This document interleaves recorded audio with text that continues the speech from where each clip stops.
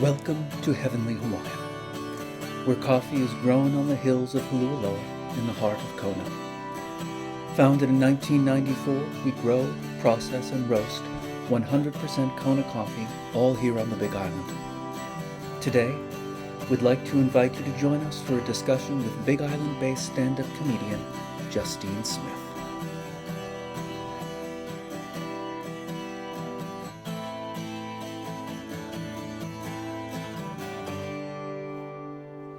Aloha, and welcome to Heavenly Hawaiian's Kona Profiles. My name is Alex Hollis, and I'm joined today by Justine Smith, a local comedian, writer, producer, and promoter who lives here on the Big Island.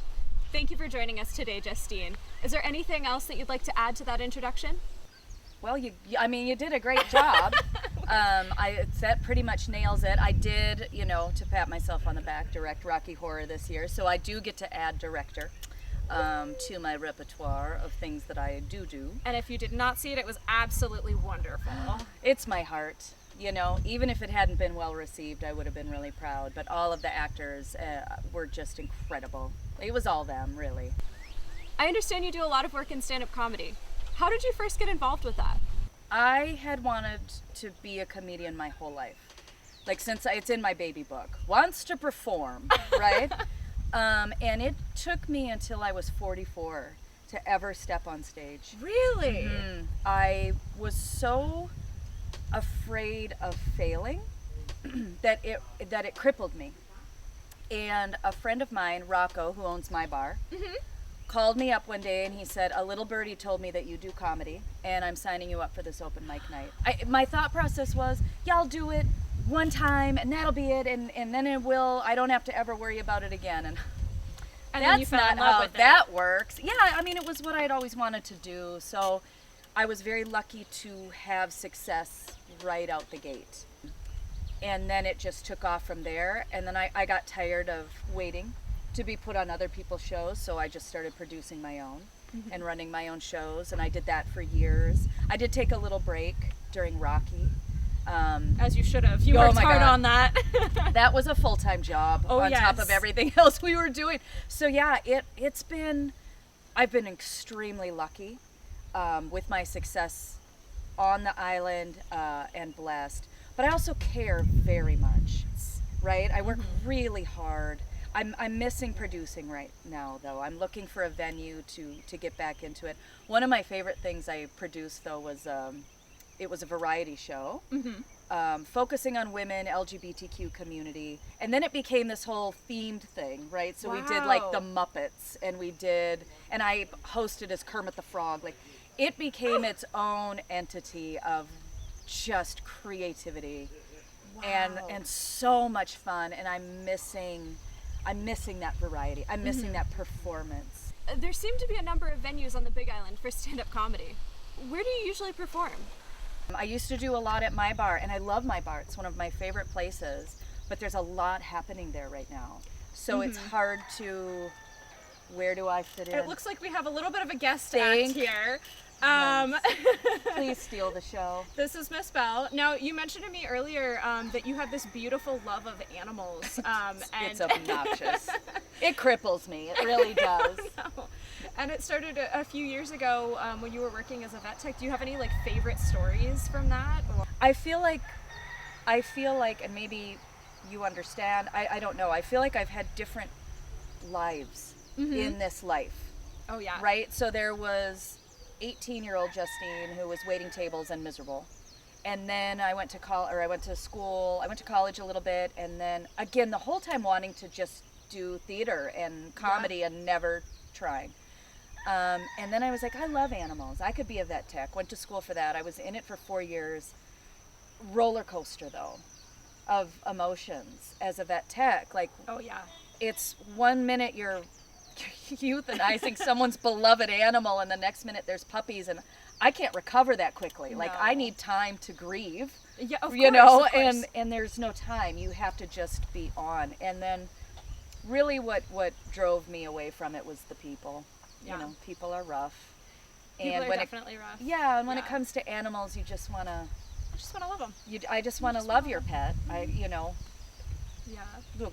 Yes. She's so sweet. No, I love her though. She's So like I would kiss her full on the mouth. If do you know how many times I've accidentally kissed my dog's eyeball? Like I don't even care. They're very salty. Like it's not even accidental. Like I'm not looking to lick Mochi's eye, but every once in a while I go in because you got these little cheekers and I want to nibble. So cute. Oh, they're so cute.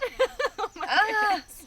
Too much. Yes. Too much. There's lines. I'm going to cross them, especially when it comes to animals. I'm just going to be straight with you. They're just so sweet. I love them. I love animals and I love children. I think they should all be protected at all costs, at every moment. Yeah. Oh. So, so you teach a local comedy class. I do at the Aloha Theater. I've got Wonderful. 8 gentlemen and they are wonderful. All gentlemen. Yes. It's very common comedy attracts men. A lot of men. It does, and it's very difficult to be a woman comic, and maybe we can get into that a little bit later. Yeah. But I do want to talk about the class. I was a little nervous when it was Mm-hmm. all men. Sometimes men have a hard time taking direction from a female. Yes. And I get it. I that's our culture. That's our society. Right. It's ingrained, right? I absolutely understand it. Every one of these men are so open and so ready to learn and are doing so amazingly well. And one of the big things for me as a comedian is not to punch down, right? So comedy has really evolved from a place where I like to reference Phyllis Diller, who I love to bits and pieces. Okay. She actually holds the record for the most laughs per minute. She's got 12 laughs Really? per minute. Yes. Wow. Because she is set up, punch, set up, punch, set up, punch.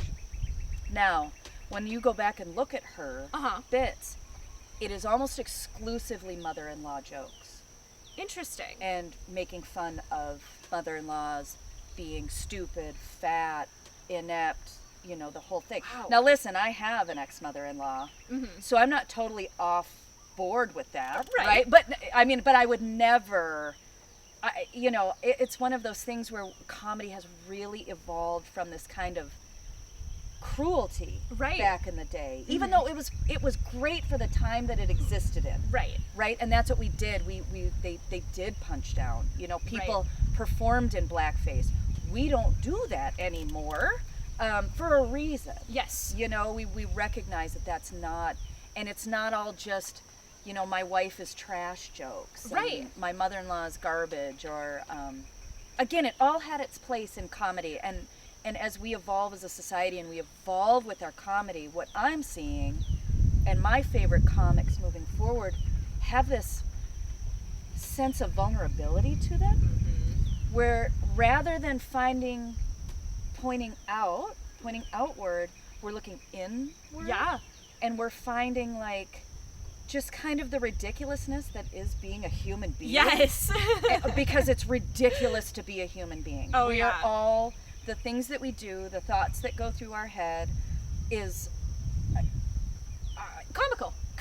ridiculous. Yeah, I can't come up with a better word. Yeah. Clearly, I've said it 4 times, but so finding that vulnerability and the humor in that vulnerability, and then getting on stage and also talking about difficult things. Yeah. I'm almost 3 years sober from Congratulations. From alcohol. Thank you. It's so hard. Oh, I can imagine.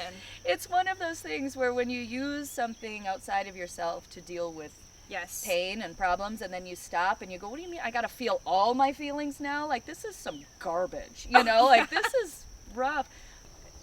Talking about that vulnerability and what it's like to now navigate differently than I ever have, and using comedy to open up to people and to Right. talk about these difficult things. We talk about a lot of difficult things in comedy. The key and the goal is, one, not to punch down. People, well, what does that mean, punching down? Yeah. Punching down is we don't make fun of people who don't have homes anymore. You know That what seems I mean? appropriate. Right? They're struggling. Why Yes. are we, if somebody's already struggling, are we really here to just go, oh, well, let's just slap you while Right. you're laying on the ground? You know what I mean? The goal as we move forward, just I think as human beings, is more to not extend the hand to keep someone down, but extend the hand to lift them up. We've evolved to where hurting people as comedy just comes off as bullying, because that's Yeah. actually what it is. Wow. It's just That's bullying. beautiful. Yeah, that encourage this, and I love to see how this has evolved over time too. I mean, you see it with a few other comedians, but just even just having a conversation with you, I can tell that this is how you lead your life, and just in everyday conversation, you just continue on with jokes in comparison of punching up instead of punching down. And, exactly. Or not punching at all. Like, or when we talk about a punch, it really is a punch line. What is my punch line? Right. And then we talk about punching up and punching down, but the end game is that punch line, right? And so, is it funny? And is it funny at the expense of somebody? It can be funny at the expense of myself. Right. Because I'm living that, and as I am telling jokes, I'm giving consent. Right. Right? And this is your personal experience that you're sharing with people. Exactly. You'll hear a lot like, oh, you can't say anything anymore. You can't say anything in comedy anymore. And back in my day, and blah, blah, blah. And I go, well, what? You know, back in your day, they had segregated drinking fountains. So what exactly do you feel like, what do you want to say that you feel like you can't say? Like, what's on the tip of your tongue? Because I can guess what it is. Right. You know, and then why do you have such a desire to say it? Even some of the comics that I grew up with that I love, right? Like, I've been watching inappropriate comedy since I was like a wee child, right? Wow. So I grew up with Benny Hill, Monty Python, you know, Robin Williams was like, oh yeah, all of, you know, Carol Burnett, oh yeah, all of these Lucille Ball, all of these amazing people.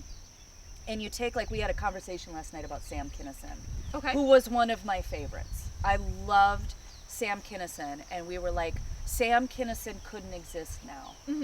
And I said, well, he shouldn't exist now. He already existed in the exact perfect time he was meant to exist in. We are supposed to evolve. Right. It's supposed to happen. Like, I don't think there's any, this is controversial, I guess, but I don't actually think there's anything as cancel culture. It's people losing their jobs over their behavior has happened from day one. Right.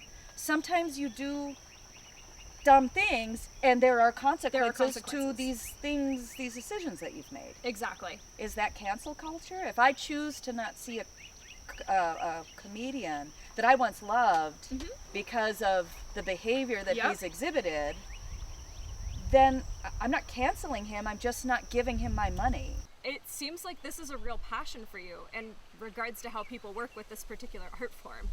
It's legit, it's real. I always question, you just can't say anything anymore. What is it that you're so desperate to say? Because you actually can.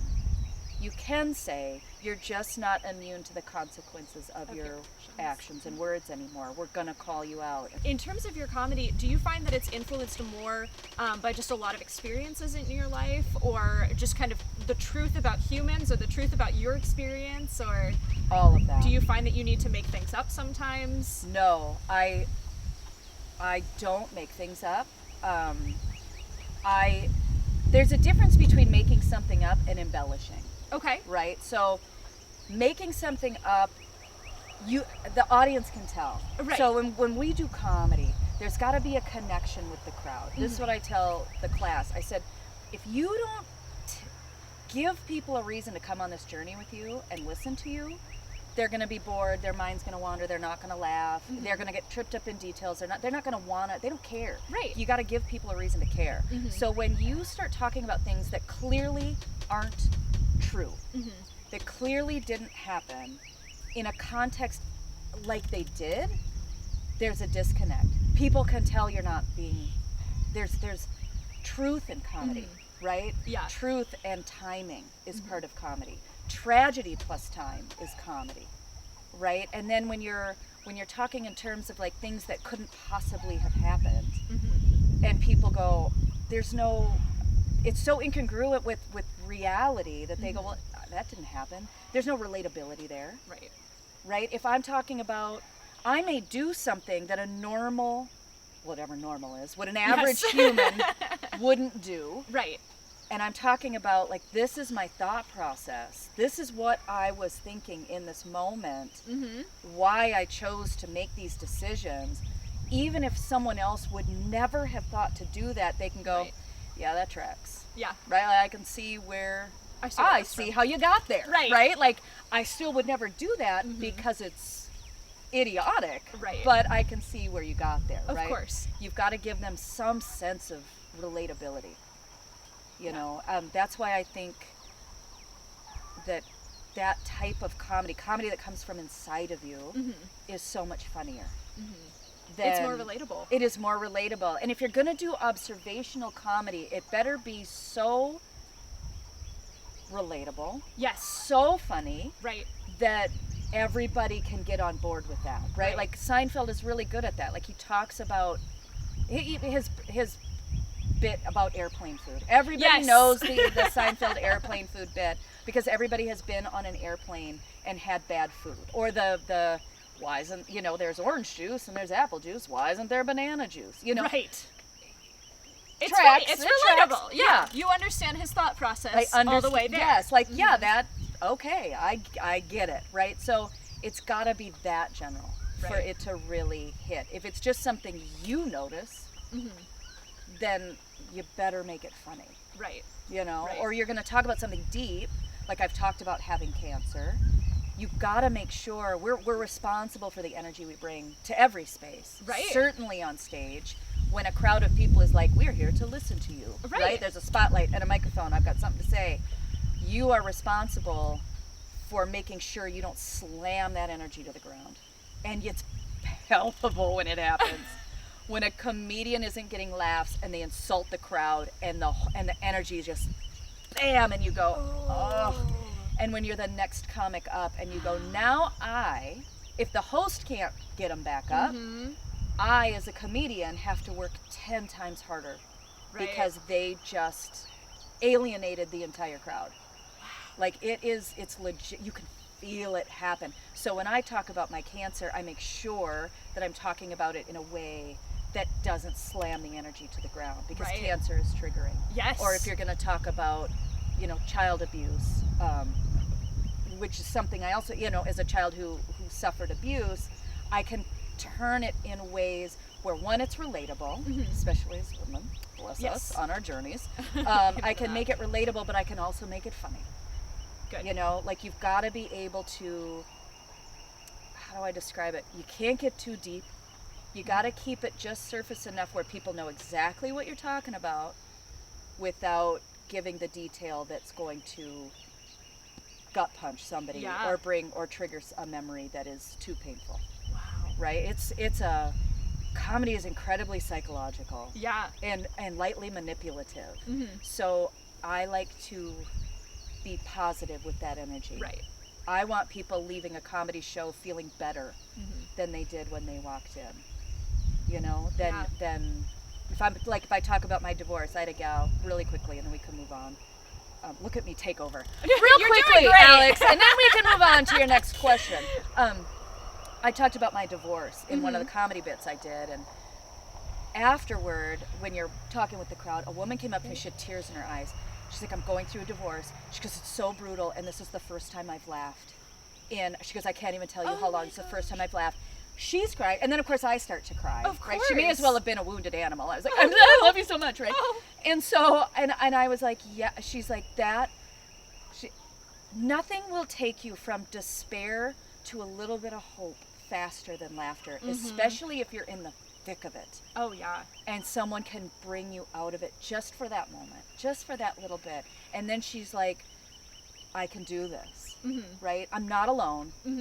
I can do this, and it might even be funny someday. Oh, that's beautiful. It is the dream. Like, that's the dream, is to have people leave feeling better than when they came in, because they bring all their baggage into that room with them. Oh yeah. And they hear from their perspective. So regardless of how you say something or what you intend to say, they're going to hear what they want to hear. You and I can go to the same movie and see two totally different films. Oh yeah. Right? It's the same thing. So it's this gentleness of generalization, but also depth. It's a lot to navigate. Wow. Oh, it's so much fun though. I love that. Clearly you're very passionate about that. I am very passionate about, yes, I really am. I really am. You've gone through a lot of hardship in your life, And it seems like comedy has been one of those things that's gotten you through some of those difficult times. We don't need to go super deep. No, it's true. No, comedy saved my life, without question. Wow. Without question. Very few comics don't suffer from crippling anxiety and depression. Congrats. Those are what I like to call clean comics. Those of us that have been through the muck tend to roll a little bit dirtier overall. It's just a theory. But yeah, the real pivotal, obvious moment for me, I was in a really bad relationship. I was working at Hooters at the time. There's nothing wrong with Hooters. It was like one of the best experiences of my life. But I was feeling bad. Yeah. I hated myself. I was drinking every day to cope. My boyfriend was abusive.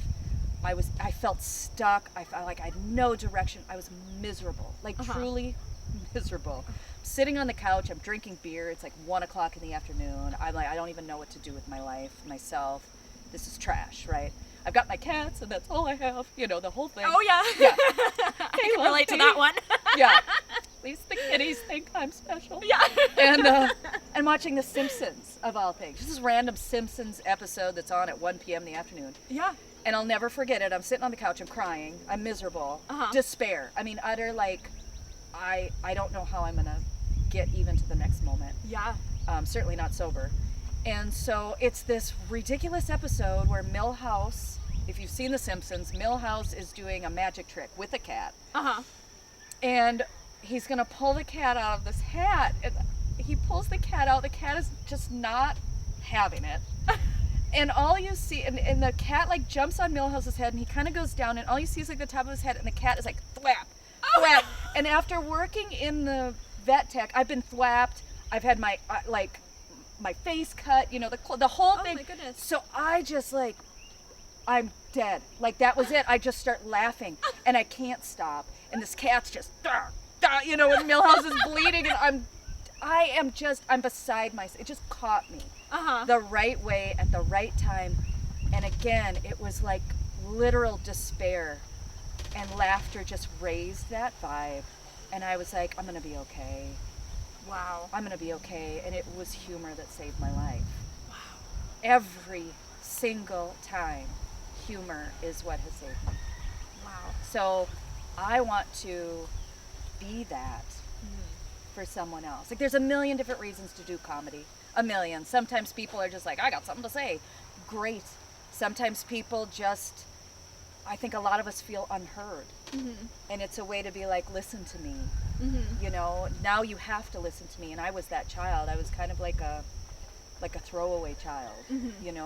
I'm Gen X. We all raised ourselves. Oh, no. Like no one loved us. It was it was a very difficult time. We all grew up on ramen noodles, and because we could make them at 3. And so like it's true. It's true. We knew how to make them very early on. Very early. And I was young and alone a lot. And so I felt very unheard my whole life. And then and then you add abuse onto that, and not feeling like you can tell anybody, and it just that whole just kind of thing. So yes, comedy, I don't think I could maintain my sobriety if I didn't have comedy. Yeah. Because it is the outlet for what I suppressed with alcohol my whole life. Wow. In a healthy way. Have you found that that's helped enhance your comedy? Is the sobriety over? Well, you said 2 or 3 years. It's almost 3 years. Almost 3 years. Yeah, I don't think anybody wants to listen to a drunk person on stage. I would agree with that. Yeah, and there were definitely times where I shouldn't have kept the microphone in my hand, and that my brain was kind of all over the place, and it still does. It goes everywhere.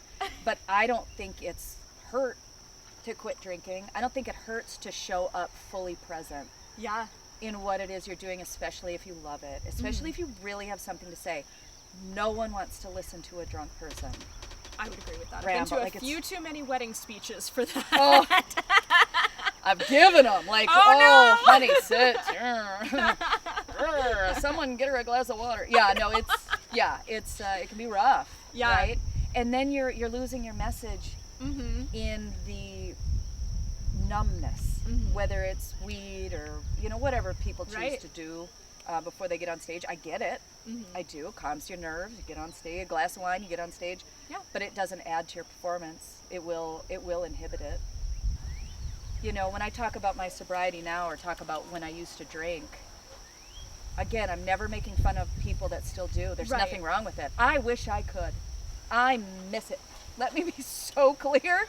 I miss my purple teeth and my red lips and my, you know, like sometimes I'm just like, it would be great. But in no way would it benefit my life. My life has improved. There's no downfall to having cut it from my world. Wow. So yeah, showing up on stage, you're not doing anybody any favors. And that's just my opinion. Everybody do what you want to do. All right, well, I have one last question for you today. If you could tell any aspiring comedians kind of how to move forward, or just give one word of advice for any aspiring comedians, what would you advise, or what would you say? I think the biggest thing would be, I don't want you to worry about failing, because there is no such thing as failing. When we get on stage and we bomb, because that's everybody's fear, right? Right. I'm going to get on stage, I'm not going to be funny. If you get on stage and you're not funny, all you do from that is learn. Every single solitary comedian who we love and know and think are the best comedians in the world have bombed on stage. Every single one of them. They just learned and they fixed and they moved on. Wow. Take classes. Take classes. There's so much in-depth information when it comes to comedy. My goal as a comedian is to be the person I wish I had when I started. But please don't worry about bombing. You will and you should, and that's how you learn.